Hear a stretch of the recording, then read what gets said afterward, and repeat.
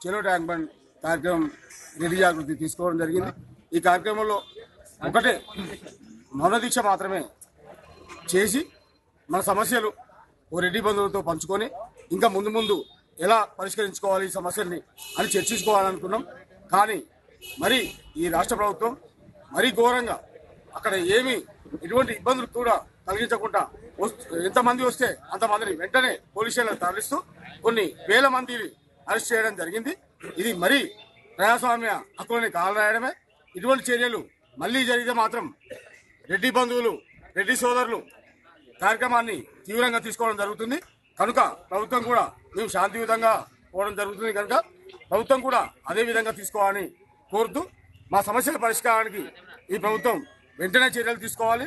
మా విద్యార్థులకు రిజర్వేషన్లు కల్పించాలి। అలాగే ఫీజు రియంబర్స్మెంట్ కానీ అలాగే రైతులకు గిట్టుబాటు ధరలు మనకు రెడ్డి కార్పొరేషన్ ఒకటి ఏర్పాటు చేయాలి। అలాగే రెడ్డి గురుకుల పాఠశాలలు ప్రతి నియోజకవర్గానికి ఒకటి ఏర్పాటు చేసుకు స్కాలర్షిప్స్ కూడా వర్తించాలి।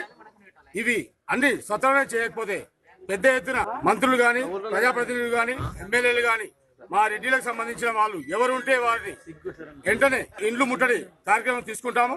కనుక మా ప్రజాప్రతినిధులు ముందుకొచ్చి మాకు సంఘీభావం తెలపాలని మరీ కోరుతున్నాం।